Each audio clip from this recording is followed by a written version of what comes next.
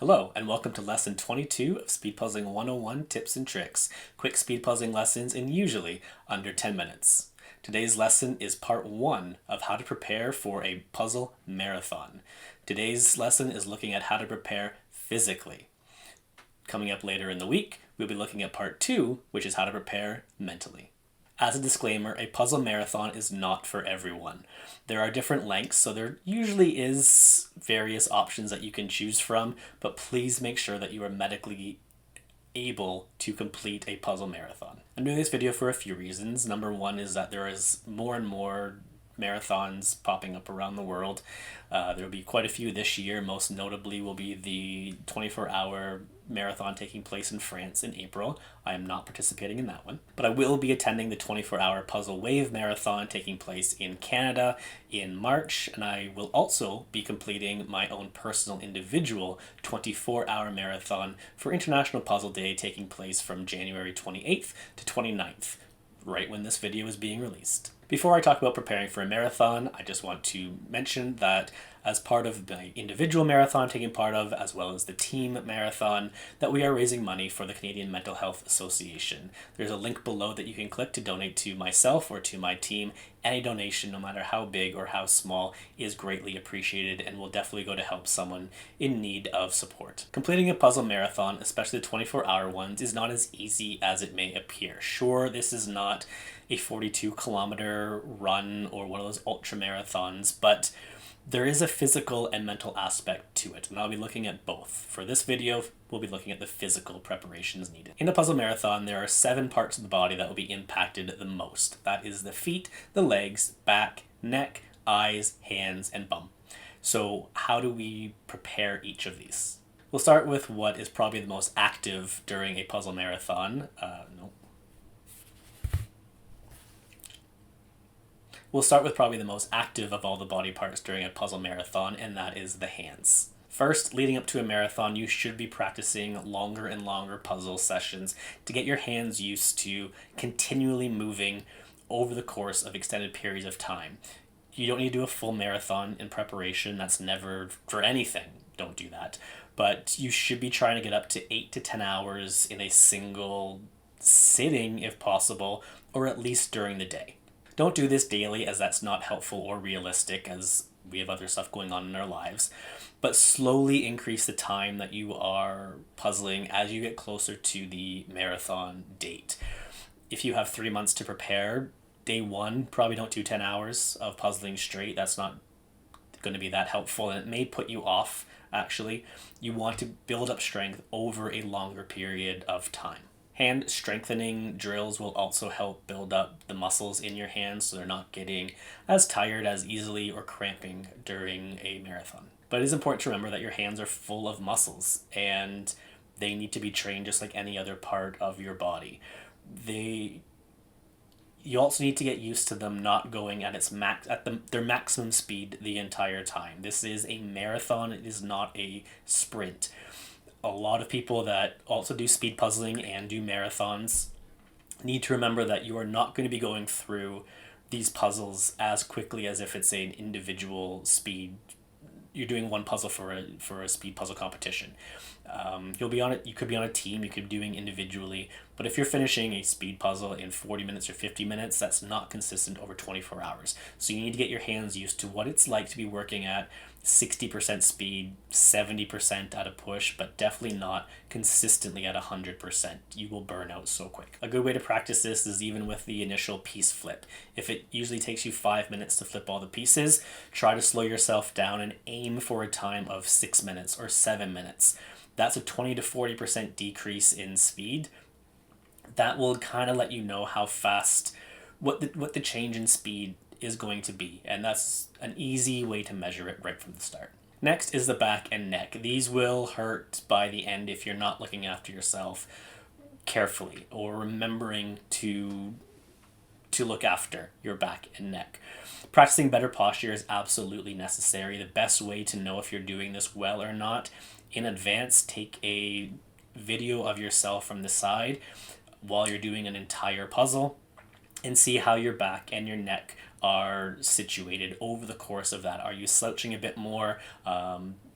Just double check all those little things so you know if you need to remind yourself to do that. If you are doing longer puzzling sessions and you're getting close to those 6 hour, 8 hour, 10 hour practice sessions, do the videos intermittently throughout, because what you're doing in that first half hour will not be what your back looks like in the last half hour. So just double check those. If you can have the film running the entire time from the side for a 4 hour session or 8 hour session, even if it's time lapse, that's fine. It's more than enough.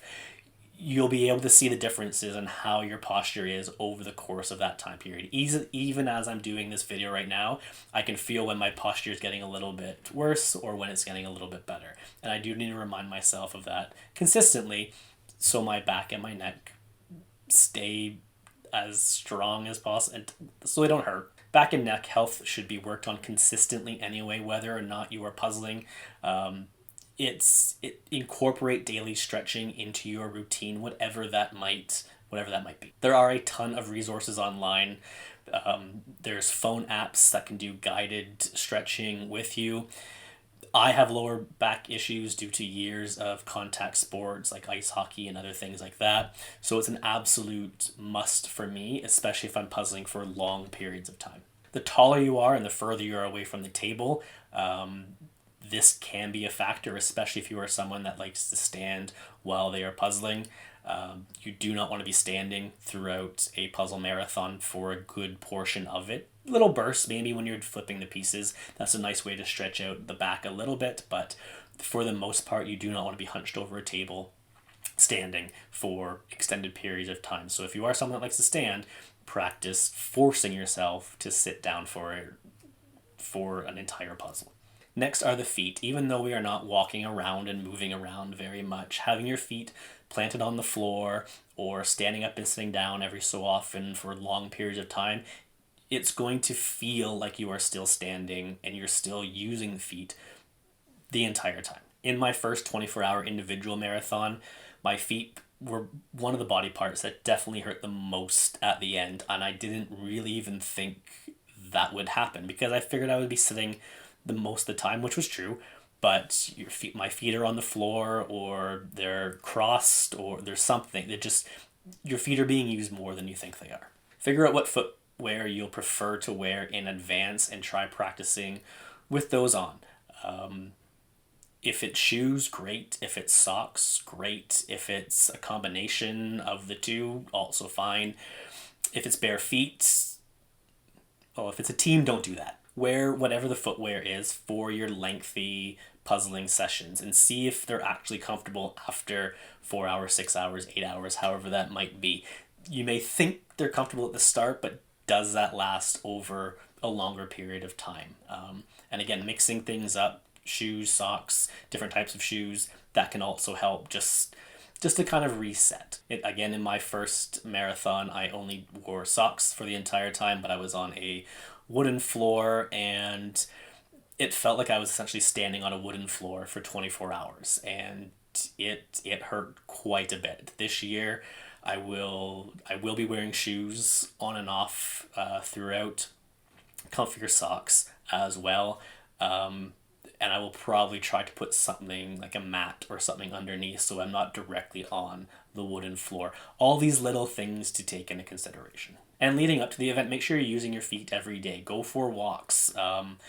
Build up that foot strength the best that you can. But what will we be doing for most of the marathon? That is sitting. And make sure that you have something comfortable to sit on because that part of the body is going to be impacted more than you think. Your bottom, bum, buttocks, whatever you want to call it, it needs to be taken care of just like any other part of the body.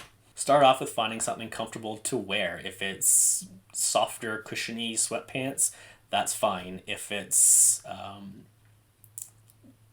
jeans, probably not ideal. The thinner the material or the tougher it's going to be, so things like yoga pants and such may not be the best way to go.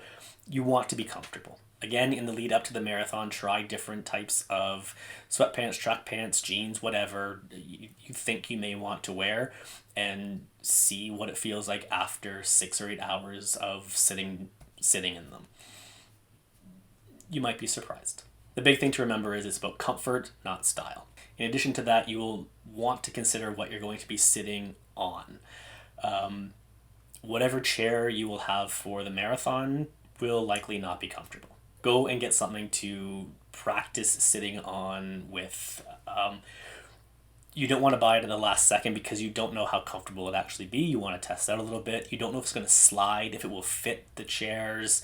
There's a lot of little factors that can come into it, so be prepared in advance. Try out whatever you're going to be sitting on. Again, I made this mistake in my first 24-hour marathon. I just had a small, thin little cushion I was sitting on, which did essentially nothing. After about halfway through, about hour 12, it hurt to sit down.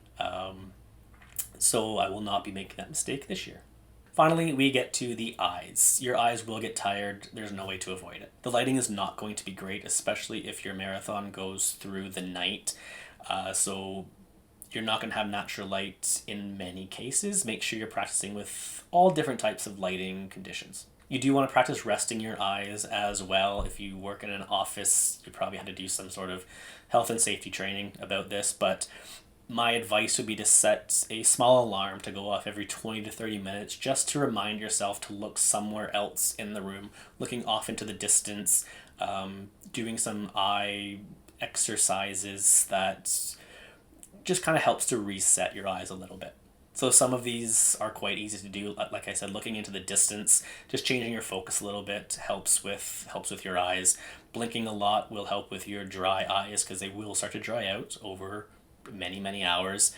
Putting something warm over your eyes can help, even if it's rubbing your hands together really quickly and just putting the warm palm over your eyes for a few seconds. Just little things like that can help with your eyes to not get tired as quickly.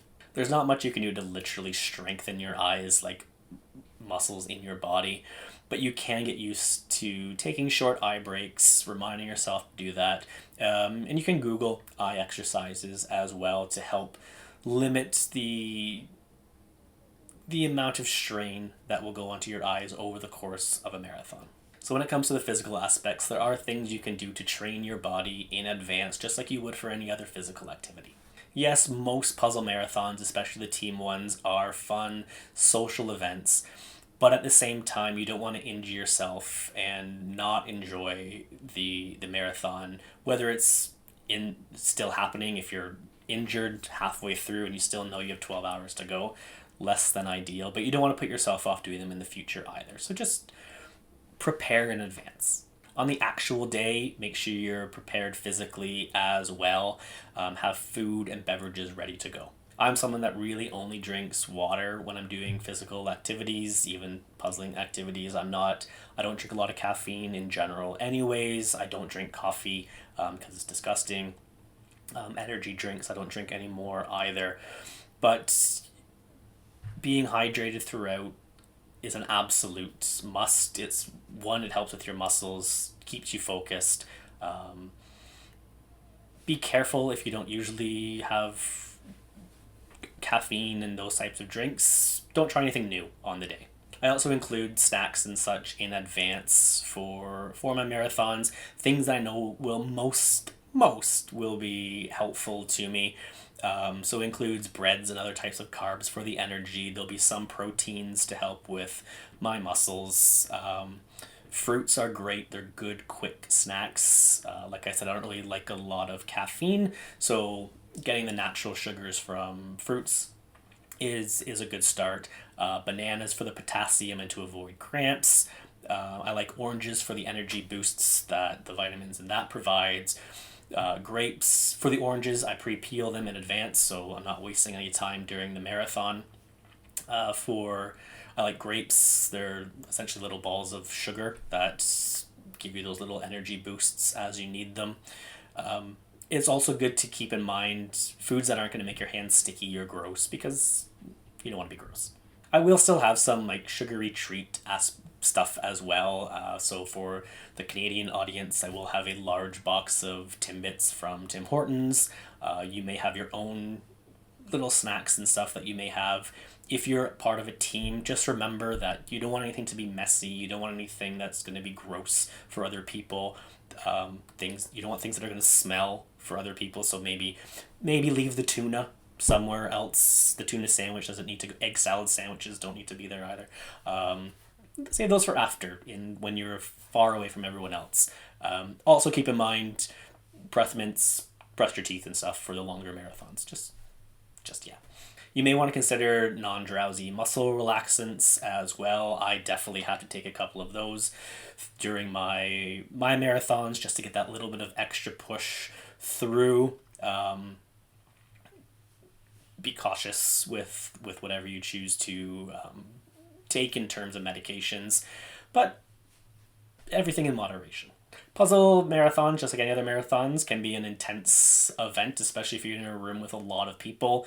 So if you're on a team, deodorant, physically look after yourself and such as well. Just top up at some point. Clothing choices should still prioritize comfort, but your ability to puzzle properly. You don't want to be so comfy that you're distracted and you're not focused on it. Too formal is uncomfortable. Too comfy, you might fall asleep.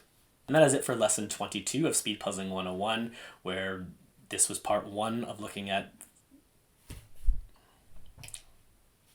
And that is it for lesson 22 of Speed Puzzling 101. This was part 1 of preparing for a puzzle marathon. Part 2, which will focus on mentally preparing for a marathon, will be released in the next day or two. Please click the link below to make a donation to my puzzle team anytime between now and March 29th of 2026. Any donation, as I mentioned, is greatly appreciated and will go to help somebody in need. Help us reach our goal and make sure that everyone is supported who needs to be supported. So thank you in advance for any donations that come through. And even if you are international, you can still make donations to the Canadian Mental Health Association, whether it's $5, €5, 5 yen, 5 whatevers.